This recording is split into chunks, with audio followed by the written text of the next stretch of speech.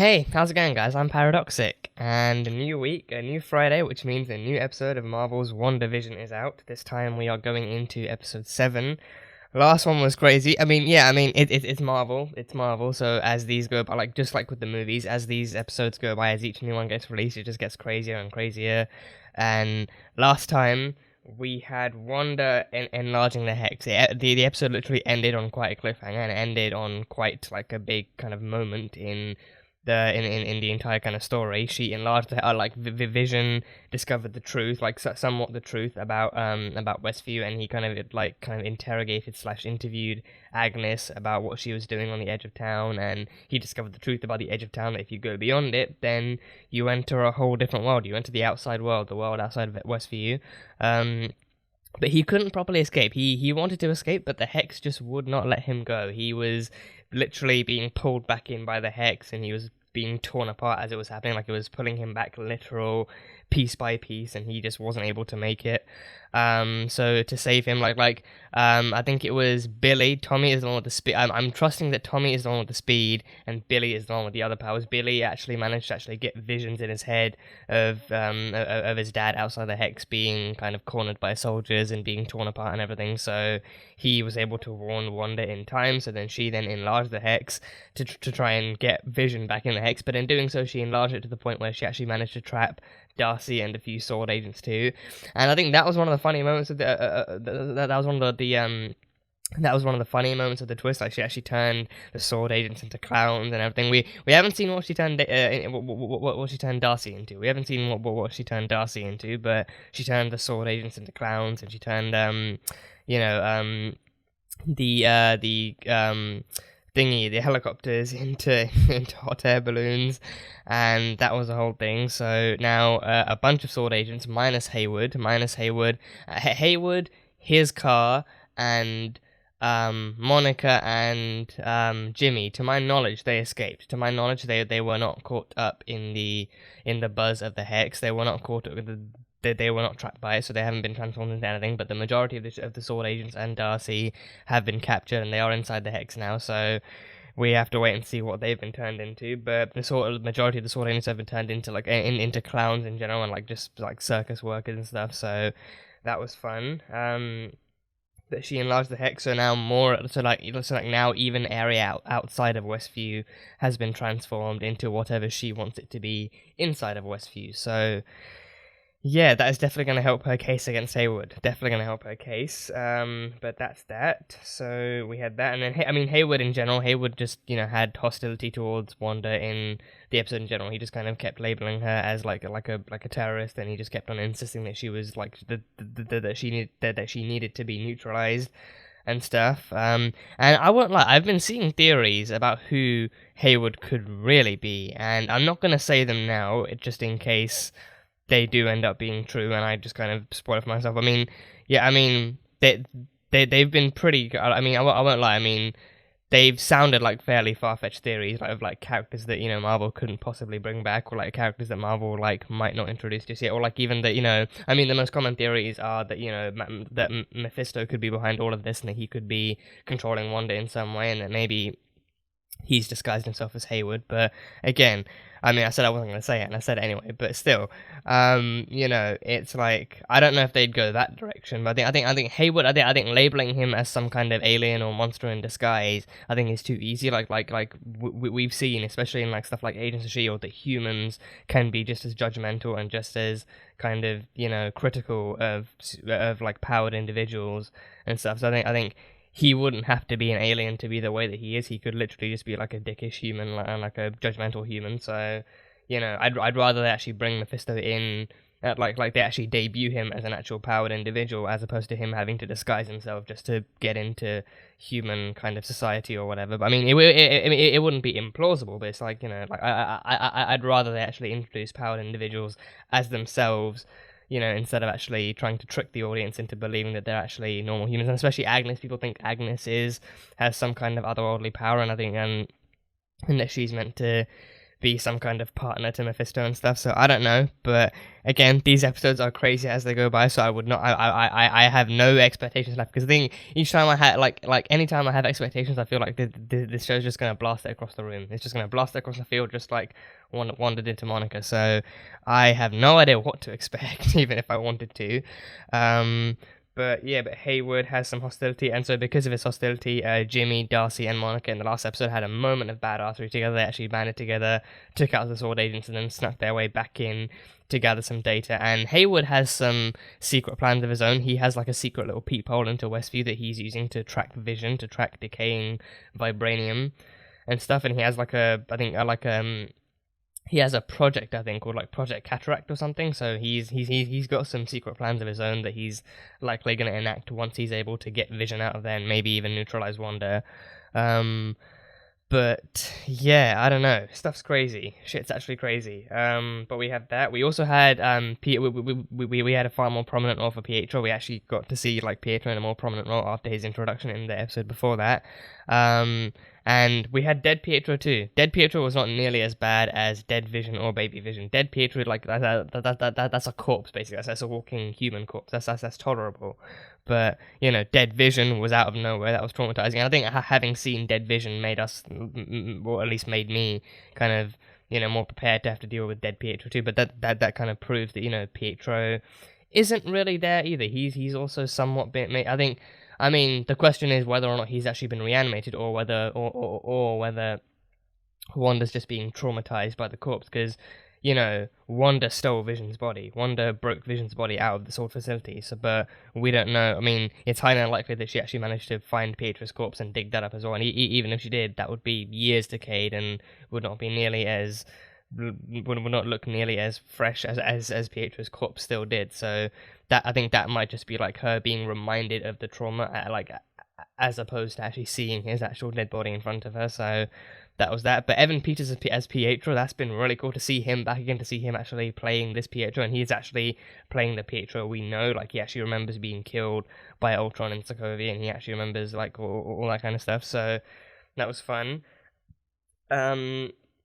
It was also a Halloween episode, so we had Halloween costumes. So we had the original comic book Scarlet Witch and Vision costumes, and they actually went as far as to actually give Quicksilver his comic book outfit too, with the lightning strike on his shirt and the hair and stuff. So that was cool. And even Wanda's kids actually got their own costumes. So I think I actually did see on Twitter someone actually posted that Marvel has basically introduced Speed and Wiccan, Wanda's actual canon comic book kid. So Speed actually has super speed like Quicksilver, and Wiccan has Wanda's powers too, which I think was hinted at when he actually started to get visions of Vision outside of the Hex being torn apart, and then he was able to warn Wanda. So Speed and Wiccan, so that's cool. I mean, I think I remember reading somewhere that they were members of the Young Avengers, but I don't know if they're going to do that with this one. I mean, unless they age them up, like, even further, unless they age them up either here or somewhere else, then, because I think right now these dudes are 10, so, they went from 5 to 10 in the space of like 10 seconds, so, aging is clearly not an issue for them, but I think they would probably have to be aged up if they want to be a part of any superhero team in the future. But it's cool that Marvel has actually, gone and actually made their presence kind of, solidified their presence in the MCU, at least at this point, and given them some cool backstories, so that's definitely fun. But now we see what the new kind of parody is. Last episode's parody was Malcolm in the Middle, which was very, very fun. That was very fun while it lasted. But yeah, I think now they are doing like a healthier, somewhat healthier balance of sitcom and drama, kind of paired together with the inside and the outside. So, I'm curious. I'm all the more curious. I'm all the more curious as to what point they're just gonna drop the sitcom stuff and go straight into drama, and like at what point Wanda's not gonna be able to hold Westview together anymore, and at what point she's gonna have to fight Sword and stuff like that. So it should be interesting to see. But yeah, it's gonna get crazier. It's only gonna get crazier, and I am all here for it. So that is pretty much all I've got from the last one. People still theorizing about cameos. I'm definitely not saying anything about that, because I want to see for myself what Marvel has the goal to do and what they don't do. But yeah, if you know the theories, then you know them. If you don't, then let's just wait and see if they're confirmed. But yeah, that is pretty much all I've got from the last one. So on to WandaVision episode 7. This will be the highlight reel, as always, the highlight reel of reactions, as always. If you guys want to catch the full-length reaction, the completely unedited one, that one will be on Patreon. You just need your own copy of the episode, and you can sync it up, and it'll be good to go. So that one will be fun too. But yeah, episode 7 of Marvel's WandaVision. Let's go. Mom, our game is freaking out. Oh, they've got a new one. Oh, is that a GameCube? No. Oh, no, that's the joystick. Oh. Oh, it's Uno. Oh, the game can't decide. Missing? Who's missing? Oh, Jesus. Oh, can she not hold this reality together anymore? She's made it even bigger. Is that a struggle? Yeah, I'm not sure what that's about. No. I love Wanda. We do love Wanda. WandaVision. Yeah. Created by Wanda Maximoff. Quite literally, yeah. You're the new clown? You're already in makeup. You're late for rehearsal with the escape artist. Oh yeah, he's one of the sword agents that helped. Darcy! Yeah, What's happened to her? This gig, I gotta be honest. It doesn't really speak to my skill set. We locked eyes. There was a unspoken understanding. Hard pass. Oh damn. Okay, yep. She can just do that. Just break out the chains. Have you seen your dad? Everything is meaningless. Very relatable point of adulthood. Yeah, you just lose hope in everything. Yeah. That's just where I'm at. Okay, so maybe I went a little too dark there. But they'll be fine. Vision is made of vibranium. They literally inherited tough skin. Oh my god. I'll be fine. Just go with Agnes. Are we sure they're safe with Agnes? I actually did bite a kid once. That's not reassuring. You are lifesaver. There we go. I'm fine. I'm fine. I'm fine. I'm fine. Okay, this episode is getting a little bit too relatable. It's getting a little bit too relatable. Whoa, what's this? It's a sword thing. It's a sword, like a tank. Oh, they need something to get in and out of the thing, don't they? They need something to get in and out of the... She's perfect. To get in and out of the hex. Without it changing. This isn't going to change, is it? Fine, I'll go out with you, but I'm ordering. Oh, okay. Okay, she actually brought her back in. She brought her back out. Yeah, he brought her back out, yeah. No, I'm so sorry. Doctor and I have a prior engagement. She's not going anywhere. Hey! Oh, yeah! Yeah, sock him in the nose. Yeah. Sorry. Hey, where do you think Yeah, you're going? never grab anyone without their consent. Aha! Let's roll. Keys. Keys in the dancing thing. Oh, Jesus. Oh. Yeah, no. No, too loud. Engine too loud. Yeah, just drive. Just drive. Do you think maybe this is what you deserve? You're not supposed to talk. Yeah, that caught me off guard too. Like, wait, is the interviewer actually supposed to make themselves known? Oh no. Oh, a commercial. What goes on without you? Oh no. Side effects include feeling your feelings, uncovering your truth, seizing your destiny, and possibly more depression. You should not take Nexus unless your doctor has cleared you to move on with your life. An antidepressant that results in more depression. Because the world doesn't revolve around you. Oh my god. Or does it? Okay. Thirsty. Devs. Oh my god. Oh, that commercial was horrible. That was horrible. You're quiet, Agnes. Too quiet. We don't know enough about her. On the inside. Oh. Oh, she's quiet on the inside. Ralph says I sugarcoat things, but you try telling a 10-year-old that his mother is cuckoo for Cocoa Puffs. Where is Ralph? We have yet to meet Ralph. 7 episodes and we haven't met Ralph. Is he even real? Or is he a figment of her imagination? Oh, yeah, yeah. Monica suiting up. Nice. So I take it this stuff won't glitch anymore, because now they're veering closer to the modern day, there's less need to switch things. So she's doing a terrestrial mission with equipment designed for extraterrestrial missions. Yeah. So she's getting half of her wish. She wanted to go out into space, she's getting half of her wish. Oh. Oh. Oh, is it not going to? Oh, jeez, it's being blocked. Oh, it's being blocked. What happened to sailing right through? The density is matching her. Oh, it's just as thick. It's even thicker now. Oh, just in time. Just in time.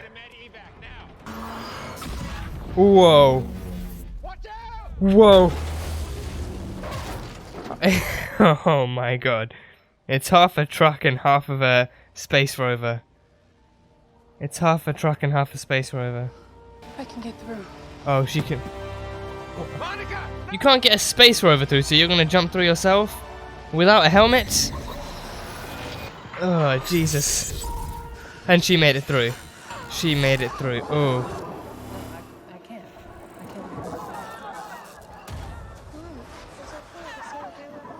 Oh, Captain Marvel again! Captain Marvel again! When they were handing out kids, they gave her the toughest one. Yeah, come on, you can make it. You can make it. Her eyes! Her eyes! Her eyes were glowing. Her eyes were glowing. Oh, she sees... What does she have? Does she have radiation vision or something? Does she sense... What does she sense? Like... radio waves? Or magnetic waves? Does look like magnetic fields around the cables. Does she have powers now? Because that's not like, what, like the third time she's been through? I think that Oh my god. creating these impediments Yeah. to stop me returning home. Oh jeez, I really need to look into what sitcom this is. It's actually good. I'm not amused. He's not amused. He's very not amused. What I do know is I've been watching WandaVision for the past week, and the love you two have is real. The missiles! Pietro! Oh Christ. Oh, Dottie! That was Dottie! Oh, oh. She has powers! She has powers! He's gonna burn Westview to the ground just to get what he wants. Don't let him make you the villain. Maybe I already am. Oh. Was that what you believe, Wanda? Is that really what you believe? Wanda, Young you have to... lady, I think you overstayed your welcome. No, Agnes, no, she needs to be here. Wanda's been through enough. This No. doesn't concern you. Run along, dear. No, we cannot trust Agnes. We cannot Wanda, trust you Agnes. have to take it down. No. Don't make me hurt you. No, we can't trust Agnes. No, we cannot trust Agnes. Oh, come on! What now? Oh. Ah, jeez.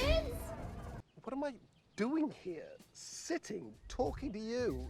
Gosh, this is absurd. Yes, even has little mini mic. Oh, yeah, the cape. Yeah. Sit down. Where are Billy and Tommy? Back with that. Aw, ay, ay, ay. Where are Billy and Tommy? Peanut PB&J sandwiches? The TV's on? But where are the kids? Why are they not here eating and watching? Whoa. Oh, there's a fly. Okay, there's a fly. What if Agnes turns out to be Mephisto? Or is Mephisto down here? Is Mephisto going to be in her basement? Is Mephisto literally a basement dweller? Oh no. Oh no, I have a very bad feeling about this. Whoa, what's that? She has powers! Who is she? The name's Agatha Harkness. Agatha Harkness! Meet you, dear. She is Agatha Harkness!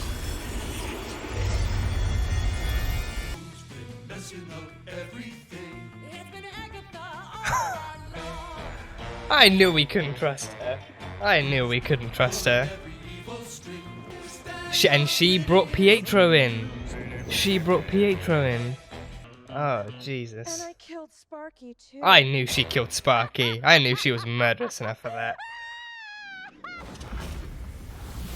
I hate this. I hate that screen. I hate that freaking screen. I hate that screen. I hate that fucking screen with every fiber of my being. That screen is my mortal enemy. God damn it.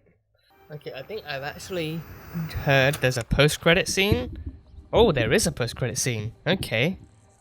What's the post-credit scene? Is she gonna find Wanda? Tell me Monica finds Wanda. Okay, yeah. Oh, okay. Yeah, that's the basement. Oh, so Pietro... Oh, okay, so Pietro's still there then.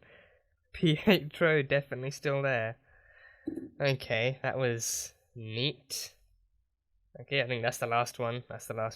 Okay, yeah, damn, hell of an episode. I mean, truth be told, I don't feel like this one was as crazy. I personally don't feel like this one, it definitely had moments. It definitely, like, especially towards the end, it definitely had, like, moments, you know, that definitely threw us off guard. But I think, I just don't think, like, overall it felt as crazy as the last one. Like, this one definitely felt like more like it was actually setting up for crazy stuff down the line, which is all well and cool. And I think we're actually coming up close to the end now, because I think there's only meant to be 9 episodes in this series. I don't really think that there's that much story left to tell, which I think is better for this episode. Like, this one is, again, like, you know, executed more as like a setup for the last episodes left, and then the last episodes left really pack in a bunch of double whammies and stuff like that. But yeah, so I don't know what sitcom this one was parodying. I don't know what sitcom this episode was parodying, but it felt familiar-ish with the music and the intro. I feel like I've seen that intro somewhere, but I'm not too sure where. But you know, this one, like that thing where they have those different, like, individual interviews where the characters look into the camera and they're actually explaining their thoughts. Like, that reminded me of The Office. And I was like, oh my god, if they pull an Office, if they actually do The Office. But no, this is actually something else with a similar-ish kind of style.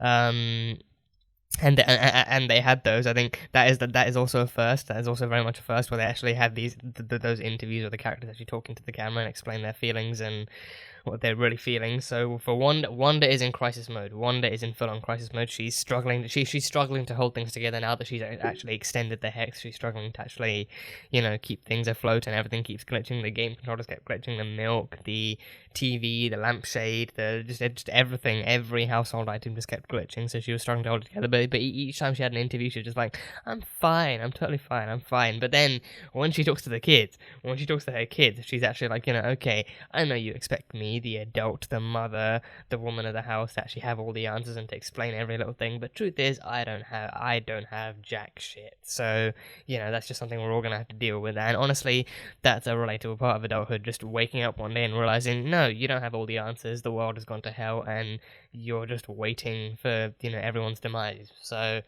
yeah, so that stuff was very, very fun. And yeah, we had Monica. Okay, so now we need to talk about Monica. Monica has powers now. Monica must have some kind of power. Like, she was able, like, you know, to actually cushion her landing to the floor after Wanda thrust her into the ground. She was actually able to cushion her landing with her hands and her knees, like the classic superhero landing and everything.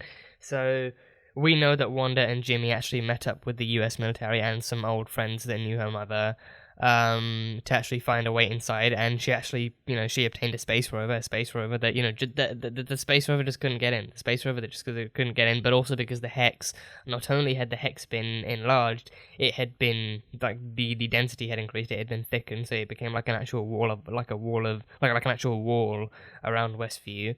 So, you know, she actually had to, so the space rover couldn't get in, and even when it tried to, it turned into half a space rover and half like a regular kind of truck and stuff. So then she figured that, okay, she couldn't get, I mean, the space rover was there so that it would actually provide some kind of protective, safe passage, but then she figured that, okay, well, it like, you know, the space rover half got through, so then if she actually powered through, then she'll be able to actually push through it. And that scene that scene of her walking through the layers and layers and layers of the hex with the Captain Marvel quotes running in the background, like all those inspirational lines, you know, like Carol reminding her how tough she is, and you know, her insisting, and her mother back in the first one, you know, like, insisting that she's not going to leave, and stuff like that, and her telling her mother to go help Carol with the Skrulls and the Kree and stuff like that. Stuff was really, really cool. And yes, I mean, they took that moment to kind of reaffirm Monica's badassery and her courage and her determination to get through the hex and to get to Wanda and do what needed to be done. But also, I believe that is her third time. That's her third time crossing the hex, crossing those mutating walls of reality warping magic stuff, and that meant that her cells were even like mutated a third time. So I think, yeah, she has powers now. She actually has powers. So she must have powers. I mean, her vision changed when like her eyes were glowing like a bright blue, and her vision changed. I think she looked at the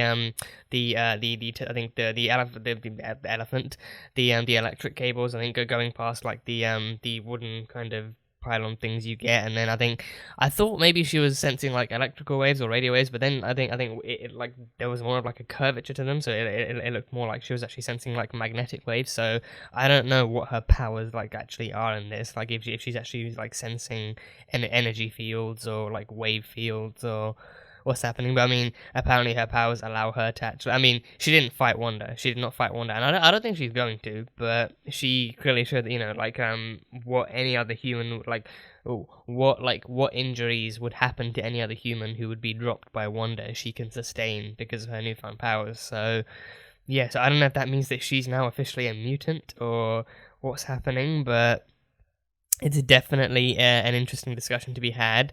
And I don't know if I mentioned this before, but I am aware of the fact that at least I am now aware of the fact that, you know, that Monica actually does get powers in the comics. She actually does obtain powers in the comics and become a superhero of her own. So if they go down that path with her here, if they actually give her powers in this one, and actually, give her like some kind of superhero identity, then that would be cool. But yeah, I guess we'll have to wait and see. But she, I think this means that, you know, she might be able to, I mean, because again, like, they haven't showcased too much of her power. They have not showcased too much of her power. They've kind of shown that, you know, she's gone through more changes now than she did before. And also, I think it could have been the fact that, you know, her body has also kind of adapted to the hex. I think anyone said, like, if it was Jimmy or any of the other US kind of military soldiers that were going through it, I think they would have had a much harder time. But I think because she's already been through the hex twice, she's now kind of more adapted to actually going through the hex. So I think that might be why that might also be why she had like a somewhat easier time. I think with Jimmy, he maybe would like Jimmy or the other captain that was with them, if they went through, they might have been able to get halfway and then get knocked back just like the Space Rover was. But with Monica, her cells are mutated twice, so it's already kind of like, it's like the changes it's going through are nothing new. So that definitely helps, I feel. And yeah, Agnes, the other big deal of the episode, Agnes is Agatha Harkness. So yes, I think I actually mentioned this in a previous section as well. Oh, there are rumors that Agnes could be Agatha Harkness, and that Agatha Harkness is another character that, you know, is rumored to actually be coming up into WandaVision. So I think to my knowledge, she's a servant of Mephisto. Like she's a character whose powers and motives and identities are connected to that of Mephisto. And even in this, like, it seems like, so yeah, she is the, I think she might either be the primary or secondary antagonist of this show. She's the one kind of been like meddling with everything. She's the one who was causing the actual truth reveals during the magic show. She brought Pietro in. She made Pietro show up. However the hell she did that. So I think she must know if he's actually a real Pietro, or if he's the one like the face grabbed from another universe and given the life and memories of the main MCU's one. And the most evil thing she's done, the single most mischievous and evil thing she's done. She killed Sparky. She killed Sparky. They didn't show it, but I think she probably made him lick that that electrical outlet at first to try and test if anyone would notice, and then afterwards she actually let him loose from their house and then lured him over to her leaf bushes and then made him munch on the leaves and poisoned him and then carried his dead body over because it was her leaves he was munching on. It was her leaves he was munching on, like no one else's bush was had been feasted upon, so it was her leaves that he was actually eating. So she killed Sparky, and for that she must pay. For killing Sparky, she must pay. Everything else is, equally, bad, but for killing Sparky, she must suffer the consequences. She must pay the price. But yeah, so Agatha Harkness. So she has powers of her own. She has like her own powers. She has a whole kind of devilish, hellish-looking basement with magic stuff and weeds growing everywhere. No idea. We still didn't find Billy and Tommy. We still haven't found Billy and Tommy. They were nowhere to be found. So God knows what she's done with them. But she is also the antagonist. So I think that is a great kind of twist for the character. I think it's also a great twist because of the fact that a lot of people were theorizing anyway. And it was like a very kind of believable kind of twist and a believable character reveal. So yeah, so I think if they're bringing her in again, she is connected to Mephisto. So that means they have to be introducing Mephisto at some point, right? Like, I assume so. I feel like that might be for this what Thanos was for Avengers. Like in the first Avengers movie, Thanos wasn't revealed until like the very end of the movie. Like that was the post-credit scene for the first Avengers movie. Thanos actually, discovering that the Chitauri lost that battle and that he would have to try and fight them himself. So I feel like for this one, maybe Mephisto sent Agnes to try and test Wanda's abilities and to try and goad her out and to try and see what she could do. And to maybe actually make her create this alternate reality to see if realities could merge and see if realities could meld and stuff. So maybe he sent Agnes to test her out. So then, if Agnes, like when Agnes is defeated at the end of the series, Mephisto, like she then has no choice but to return to Mephisto empty-handed, and Mephisto pulls off like a Thanos style, fine, I'll do it myself. Like that could be how he maybe enters Multiverse of Madness. Like his universe is opened up to the rest of the multiverse, and then he actually makes himself known, and then he has to fight Doctor Strange and Wanda and anyone else who's involved. So I don't know. It could be how it goes. I feel like I feel like that may be like a bit too far fetched or specific or whatever, but I feel like it could still be what happens. But yeah, but Agatha Harkness has her own powers. She has her own powers. She has like purple eyes. She has purple eyes and purple finger woo woos, like Pietro described. So she has her own magic. So that's fun. But yeah, I mean, Catherine Hahn has been doing so well. Catherine Hahn, honestly, has been doing so well as Agnes alone. Like she's been playing Agnes in a way that we naturally cannot help, but also kind of suspect her of something, because like she's been telling off this backstory, like how she's like like a friendly neighborhood kind of nosy neighbor, and she has a husband called Ralph, and like she has no like 7 episodes. We haven't met no one called Ralph. We've met almost everyone else's husbands. Like like one would even think maybe Herb was secretly her husband or Herb was secretly Ralph, but no, we've not yet met Ralph. We've not been actually been introduced to Ralph yet. So maybe Ralph is some kind of like minimized code word for Mephisto or something. But I don't know. But like everything, like the same kind of suspicions she accuses everyone else of having, she has herself, and she just and especially that scene where Monica was confronting Wanda as well, and she just kind of came along and ushered her away and warned Monica that her time here was actually overspent, and she kind of overspent her welcome. Like as soon as that happened, I was like, okay, yeah. Agnes can't be trusted. She's clearly trying to hide something, and she's clearly trying to de-escalate the situation in order to avoid the confrontation that she wants to have with Wanda. So she clearly cannot be trusted here.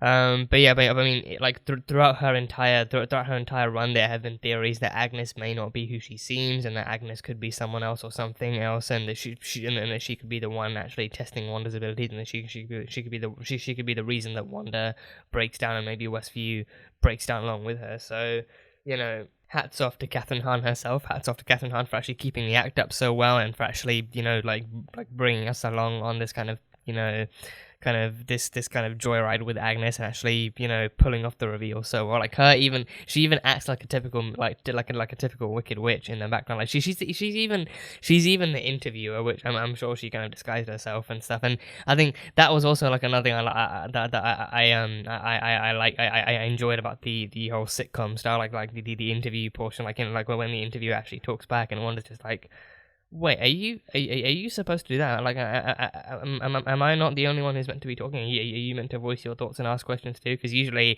think even then, it's like even in the office, the interviewer, the person behind the camera, never actually asks any questions. It's just up to the person being interviewed to actually voice their thoughts and to tell the truth and everything. So, you know, and even also in what's it called? Parks and Rec. I've seen a few clips from that. So I think even that, like the kind of interviews are like solely on the on the person being interviewed. So that was a nice breakage of the fourth wall too. And I think that this episode is called Breaking the Fourth Wall. So very aptly titled. But yeah, now I can't wait to see more of Agatha. I can't wait to see what Agnes is like now that her true colors have been revealed. And even at the end, she actually did some, you know, like finger magic to Wanda as well. She actually, you know, like she actually sent some charms into her head and her eyes turned purple. So now I'm worried that she might end up having to control Wanda. She might end up being able to control Wanda, and that she might set Wanda on Monica, especially since that post credit scene actually showed Monica walking around the house and then discovering the door to the basement, and then Pietro caught her snooping. I thought he was going to end up working for Agnes and that he was going to knock Monica out and then drag her down to the basement, but no, he was like, oh, Snooper's going to snoop. He literally just caught her snooping. So that was that. I mean, he might still end up doing that in the next episode, but in this one he didn't really. That is the one scene we had of him. That is the one scene we had of Pietro, like besides from the actual reveal that, you know, Agnes actually brought him. So we weren't fully wrong. Agnes did still have something to do with that reveal, because I think, you know, when the doorbell rang, a lot of people, myself included, had that theory that Agnes was showing up in the middle of the night. So technically she was, but she just wasn't making her presence. She was having a picnic out on their front porch while, you know, just kind of magicking Pietro to appear on their actual front doorstep. So yeah, Agatha Harkness. So I cannot wait to see what they do with her. And I think, again, I don't really know much about her or her powers beyond the fact that, you know, she's connected to Mephisto and to that realm. So I mean, so then I wonder if she's gonna, if that means that she's then drawing power from Mephisto's realm, like similar to how I think his name is Caecilius, like the guy from the first Doctor Strange, like how him and his zealots were actually drawing power from the Dark Dimension to give them to actually give them more age, like less age and more power, like similar to how they were drawing power from there and how the Ancient One was even drawing power from there. I'm curious as to whether or not Agnes could actually be drawing power from there to give her that power. So I think sounds like a possibility. Definitely sounds like a possibility, but I guess we'll have to wait and see. But Agatha Harkness. So that's who Agnes is. So yeah, props to Catherine Hahn for keeping up the Agnes charade, but then also actually masterfully executing the Agatha Harkness reveal. And I think because at least in this episode,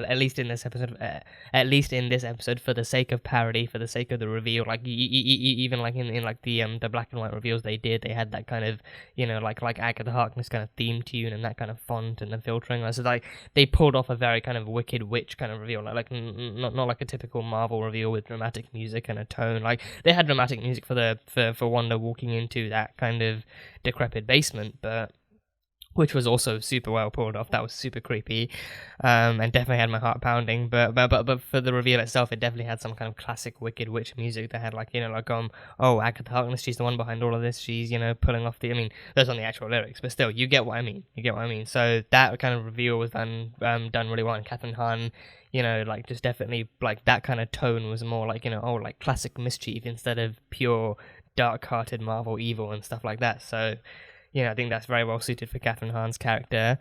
So yeah, so no more Agnes. She has pulled the mask completely off. She's no longer Agnes. She's now Agatha Harkness. So yeah, it will be very, very fun to see where they actually take her from here. So looking forward to it. So then I wonder what actually has happened to Tommy and Billy. Like, because we saw that there was a bunny in the cage, but the bunny was there. The bunny was already there even with Tommy and Billy. Like, I think it was Billy that was actually holding the bunny and stroking it while Agatha was next to him. But then when Wanda came in, the bunny was still in the cage, and there was a fly on the wall. I mean, like a fly on the actual curtains. I don't know if that means anything, or if like, because I don't think because like Billy and Tommy, they cannot be fake. Like Billy and Tommy were created by Wanda herself. Like there was no reveal of any kind that I remember in the episode that she actually created, that she actually had any hand in creating Billy and Tommy. I think she didn't really plan for Wanda to have kids. Wanda actually wanted kids of her own with Vision. She wanted to become a mother, so she created them. Like the only reveals that I can recall are her magicking Pietro, her causing mischief at the actual magic, like the magic show, her killing Sparky, and her doing like a bunch of other stuff, but nothing to do with the actual kids. So I'm still curious as to where the kids have gone, or if like, you know, like, or if Agatha still has the powers to hide them away, or if maybe she's already kind of hidden them away, or like given them away to someone. So I do not know what that's all about. But yeah, but Billy and Tommy, hopefully nothing bad has happened to them. But yeah, I don't know where they are.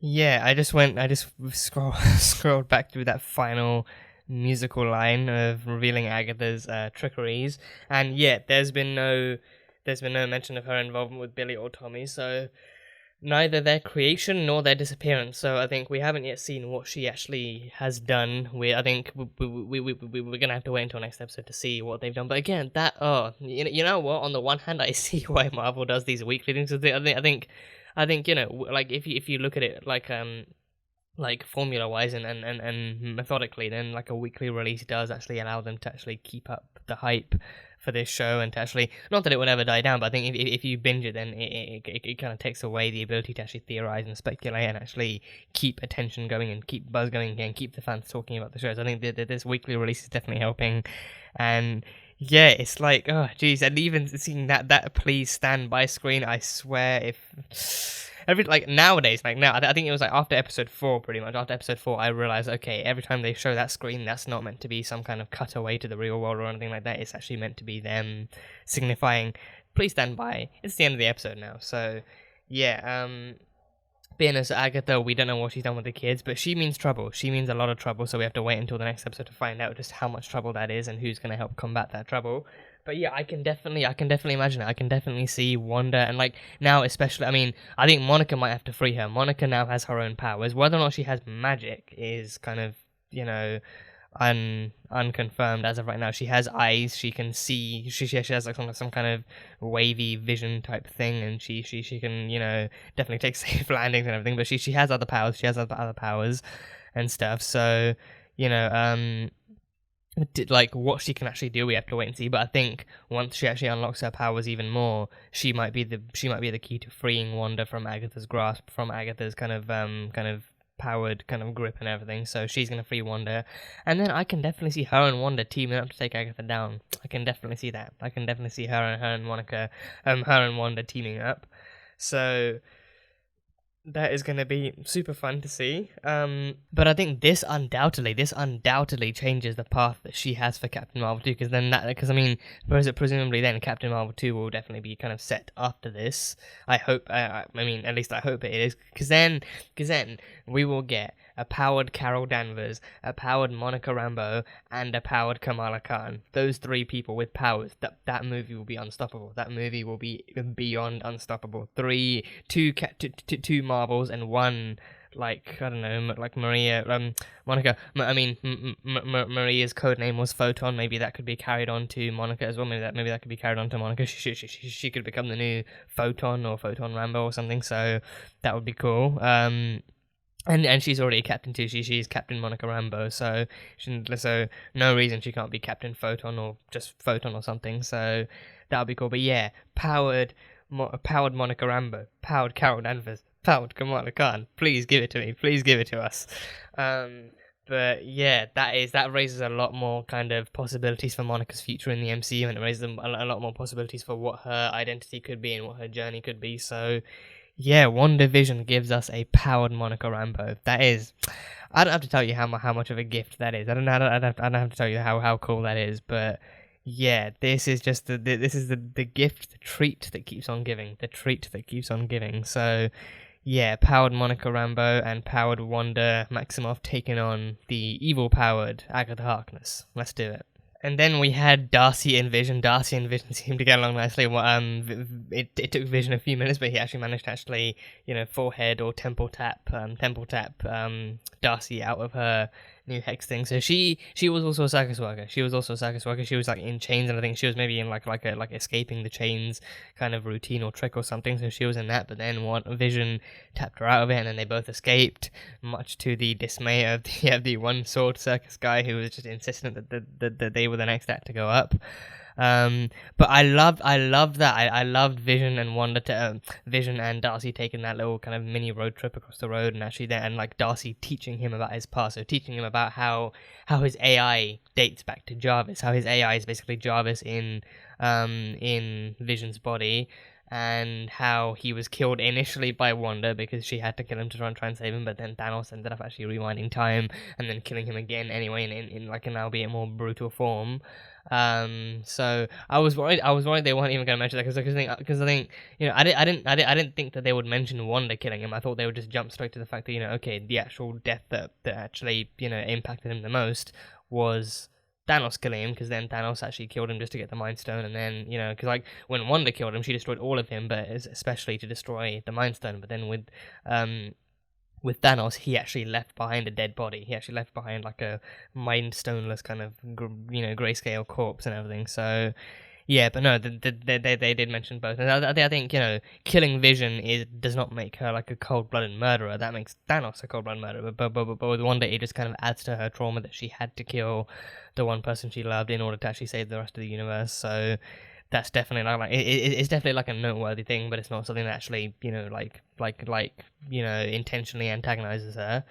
So there was that, and then of course I think did she mention anything else? I think she mentioned that he was dead, but then Wanda actually broke him out of the sword facility and then reanimated him. So now he's found out, and now he's discovered everything. Now he's discovered everything about his life before Westview. So now he knows everything, but then he's also questioning just as much and stuff like that. So that's fun. So I mean, now with this Agnes reveal, I think one of the reasons this Agnes reveal works is because of the fact that people were already mentioning her. Like people were already talking about, okay, she has to be Agatha Harkness. Like her powers, her character, like it makes sense that with the story they're going with the tone, the kind of comic history they're going with, it makes sense that Agatha Harkness would be who she is. So now with that, it's like a Reed Richards reveal and a Mephisto reveal are all the more likely. I think I'm still gonna hold myself. I'm still gonna hold myself to that theory, to my own theory that Mephisto is gonna be the Thanos of reveals. Like it's gonna be a post-credit scene in the finale of this series. The finale of this series is gonna be Mephisto discovering that Agnes failed in her mission, in the mission he gave her to infiltrate the Earth and to actually get close to Wanda. Like she got close to her, but she didn't actually succeed in doing whatever it is that he wanted her to do. So I think however that goes, I'm guessing Mephisto is going to be that face turn reveal that like what Thanos says at the end of Avengers. So that's going to happen. But I think like Reed Richards and stuff, I don't know. I mean, I kind of like if it did happen, people would not be surprised. That's all I'm saying. If it did happen, people wouldn't be surprised because it's what people want to see anyway, and it's what people are theorizing with the whole aerospace engineer tease that Monica has given. And I think she did. I think she even mentioned that in the last episode that she knew people who could get her into the Hex, and I think that was the U.S. military that we actually saw in this episode. In this episode, so that was cool. But with Reed Richards, it's like the Fantastic Four has only just been announced. They haven't even casted anyone yet officially. So it's like if they have and they're just not revealing anything, that is a hell of a secret to keep, and especially for the actor themselves, that is a hell of a secret that they have to keep. So it's like I want it to happen, but at the same time, it's like. Marvel are prepared. Preparation is one of Marvel's strong points, but are they that prepared? Are they really that prepared to bring a Fantastic Four character into a show that is years ahead, or at least like a couple of years at most, that like a couple of years ahead of the movie itself? Like, is that something that they're actually willing to pull off, or like or is it just going to be like a name drop, like like a name drop, like like her, like Monica being on the phone to someone, or like reading like an email and it just says like from Mr. Richards, from Mr. R. Richards, like that would be, I feel like that might be how they do it. So they don't officially show the face, but it's like maybe Reed says, oh, I'm sorry Monica, I can't make it to the Hex, the things are hectic over here in New York or wherever, but I'm still willing to help you, so here's all the information you need. Kind regards, Mr. R. Richards. I feel like that's how they might pull it off. That might be how they pull it off. So he still contacts her. He's still revealed to be there, but he doesn't actually show up. I'm gonna hold myself to that too, because I think, okay, like, again, as good as Marvel is, I do not. I feel like that's too high expectations. Like to have Reed Richards actually show up, I feel like that's kind of. Those expectations are too high. Even for Marvel, those expectations are too high. So I feel like, like it might just be a name drop in like a phone call, like her being like, oh, thanks Richie, or thanks Dr. Richards, but, well, yeah, Dr. Richards, not Mr. Richards, or like in like an email, it'd be like, signed Dr. R. Richards and PhD and stuff like that, or like whatever degrees he has, but. Yeah, oh god, just thinking about it, I want it so bad, but it's like, like this might, like, they're gonna give us the bare minimum, and the bare minimum is still gonna be satisfying, it's still gonna give us what we need. So, yeah, or the only other thing that I would accept is, like, them bringing in a face we know, I mean, I feel like Reed Richards, it would probably have to be like a face we recognize, or like a face that, most people are aware of, like Liam Duke is Reed Richards. Who wouldn't want to see that? That would be amazing. He definitely has the range, he definitely has the physical range to pull it off and everything, so that would be uber fun. You guys should check out his Twitter. He's been saying on and off that every surprise cameo that's been rumored for this, it's gonna be him. But yeah, Liam Duke for Reed Richards. I would love to see it. And yeah, the commercial in this one, my god, that was horrible. I mean, it was horrible, but in a great way. It was horrible in a way that just makes you look and say, wow, they actually said that, they actually did that. So they did this week's commercial based on an antidepressant that makes you even more depressed, a counterproductive antidepressant, an antidepressant called the Nexus, which I think it's basically like they were basically describing the Hex, like, reject reality, seize your own destiny, make reality whatever you want it to be, to ignore the actual real world problem, just live in your own little bubble and pretend everything's okay, which is basically the Hex. So I think, like the Hex could be, it is basically Darcy's name for it, and then the Nexus might be the official name for it, that that is actually, what it actually is, like conceptually and physically and everything. So yeah, so the Nexus makes you feel your feelings and seizes your destiny, and also side effects include, more depression. So an antidepressant that makes you feel more depression. I think it definitely also relates to Wanda's thing, like Wanda literally woke up in her Halloween costume from the last night and didn't even have the energy to get out of bed, and then she just just half-heartedly poured herself like a bowl of cereal with like glitching milk, and just didn't really have the time to deal with the kids, and even let Agnes take them without like a second thought. So Wanda was definitely falling apart. I think I love that too, like that progression throughout this series of like Wanda going from having like such a strong and steady kind of false reality that she's created with some minor bugs here and there, but over time she's managed to improve it. But then as things go by, the times change, she changes, like the story adapts to also to what's happening to her, and also what's kind of happening to the characters around her, and stuff like that. So because of that, like the story impacts the world she's living in, and the reality and the reality she's created is kind of suffering the kind of weight of that too. Is struggling to keep everything afloat and to keep everyone in, and to keep everything actually going as it is. So that kind of progression through both the story and the commercials themselves have been really, really fun to watch, and to see how the commercials have been like so far like a mix of her past traumas, but also what like she's actually going through, or like what she's actually kind of struggling to get through as well. So it's just been such a great story to get into. It's been such a great story that Marvel themselves, like the writers and the actors and everyone involved, have actually clearly been hard at work to actually execute as fluidly and as believably as possible. So it's been great. Hats off to Elizabeth Olsen, hats off to Tiona Paris, hats off to Catherine Hahn, hats off to Paul Bettany, Kat Dennings, Randall Park, Kevin Feige, the writers, everyone involved in this show. They've made it what it is. They have made it what it is, and they've kept us along for this miraculous ride. So I cannot wait to see what they've got in store for the final few episodes.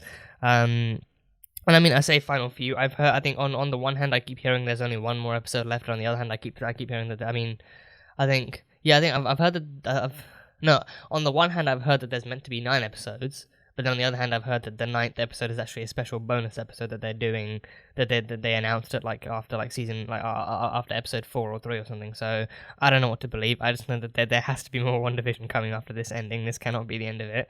So I look forward to whatever they've got in store. So yeah, it should be very, very fun. Very, very fun.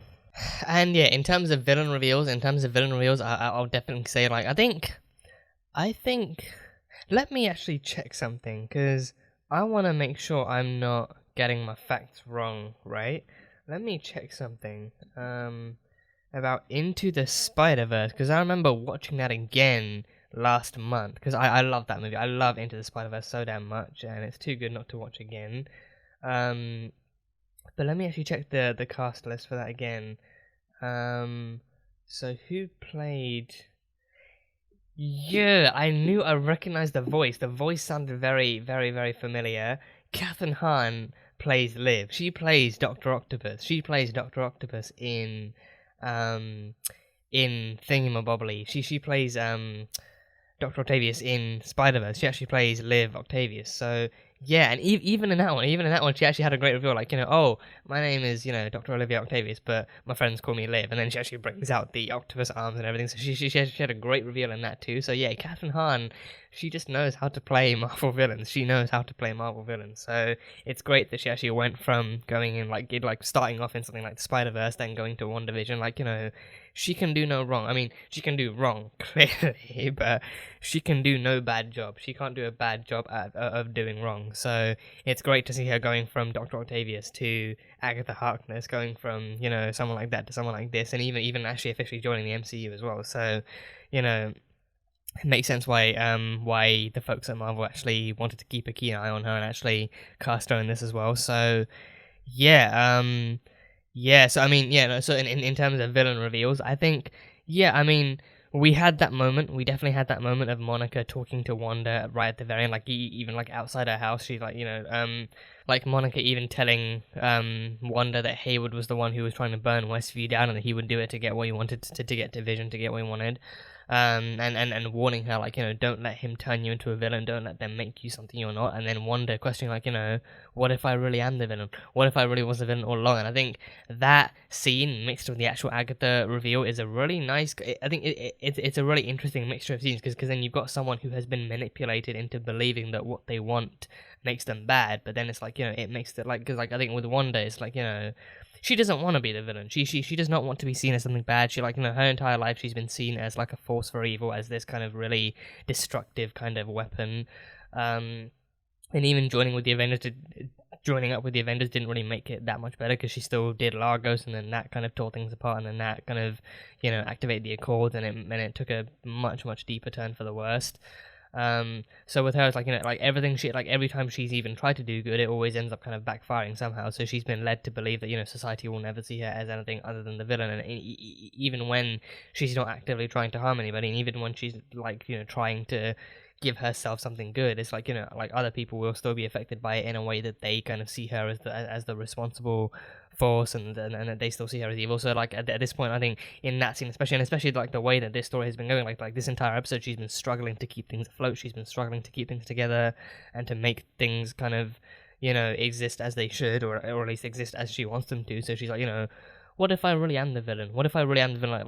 Like for something as simple as living my own life, or like living the life I want for myself, and then, because then that kind of brings back the whole theory that a lot of people had, that, with Wanda, I think, and like a bunch of people wanted Wanda to be the villain, in the sense that, like they didn't want her to be manipulated by another force of evil. They wanted her to be the villain in the sense that, she's still kind of being judged for who she is and what she wants. Like she's still being judged for for having the kind of determination and the strength to actually create like a reality that suits her. And he's like she hasn't taken over the entire world or anything, but she's taken over enough people to be using people against their free will. And it kind of I think those two scenes of Wanda questioning her own kind of validity as a hero, and then Agatha being revealed as the actual antagonist, kind of puts things on like a steady balance. Like Wanda has been manipulated with all these different kind of glitches and these issues, and she's been forced to actually put more power into holding this reality together, and then actually holding more people together. That she's then questioning what if she is the villain, and then right at the very end she's been kind of shown that she's not the villain, and despite the fact that she has done stuff that actually that has harmed people, she is still not the one like intentionally causing harm. Agatha is the one who has intentionally been causing trouble. She's been trying to get Wanda to push herself even more and giving her all these different kind of issues to have to deal with. So I feel like it's a nice enough balance. It's a real kind of nice balance to actually have when, you know, putting those two characters together on screen as well, like, you know, like Wanda being like the damaged hero and Agatha being, you know, the actual intentional, like intentionally malicious kind of force for evil. So it works. But overall, I have little to no issues with with Marvel giving us 4 powerful women. I mean, we have Wanda powered, we have Agnes powered, we have Monica now powered, and Darcy. I mean, Darcy broke out of her chains, and come on, we don't need to know whether or not those were fake chains or not. We don't know. We don't need to know whether or not those were, you know, fake chains or polyester chains or whatever chains. You know, the fact is, she broke out of them. Only Darcy Lewis could do that. And no, I will not be elaborating or taking any further questions. Darcy Lewis is powerful and smart, and you know, she's Darcy Lewis. She's amazing. So yeah, but damn, just all these amazing characters coming together in WandaVision is exactly what we needed. So we know these next few episodes are going to be beyond insane, and we're going to have a lot of fun watching them. So yeah, I personally cannot wait, and I can't wait to see how this story ends and how it then leads into Doctor Strange and the Multiverse of Madness. So this is going to be incredible. And we are here for it. So yeah, how Disney Plus is handling all, like, everyone going on to, like, everyone logging on to seeing to watch WandaVision, I have no idea. But all I know is that Disney Plus is also a force to be reckoned with. It can handle all of us, all that traffic, all that kind of simultaneous streaming. So yeah, it's incredible. But yeah, that is it. That is pretty much all I've got for this episode. I need to actually, you know, take a breath and take a breather, and then I actually need to get around to editing this and getting this out as soon as possible. So that will be my mission at hand. But yeah, that was WandaVision. Amazing. Again, I think this episode, it had a lot of fun moments, but I think it wasn't nearly as kind of insane. Like, again, like, moments were insane, but the episode as a whole definitely felt like a lot smoother and a lot kind of calmer than the episodes before. And I think it's mainly because it's actually setting up for the next episodes, which will be, you know, like, skyrocketingly insane and stuff like that. So we'll have a very fun week ahead of us, actually contemplating what's going to happen then. But yeah, that is pretty much it. That is my official reaction for WandaVision Season 1, Episode 7. So thank you guys, as always, so much for being here and for watching this video. If you guys enjoyed it, then salt and burn that like button. Comment what your theories are on WandaVision, what you think about what happened in this week's episode, and what you think might happen in next week's, and what cameos you predict, and what theories you have on how it's going to be watching Monica and Wanda, you know, tag team up to fight Agatha, and how that's going to look, and everything like that. Any thoughts you have, leave them in the comments. And once again, the full-length reaction for this episode is going to be over on Patreon, so you can go check that out over there. And yeah, that is it. So I will see you guys next time.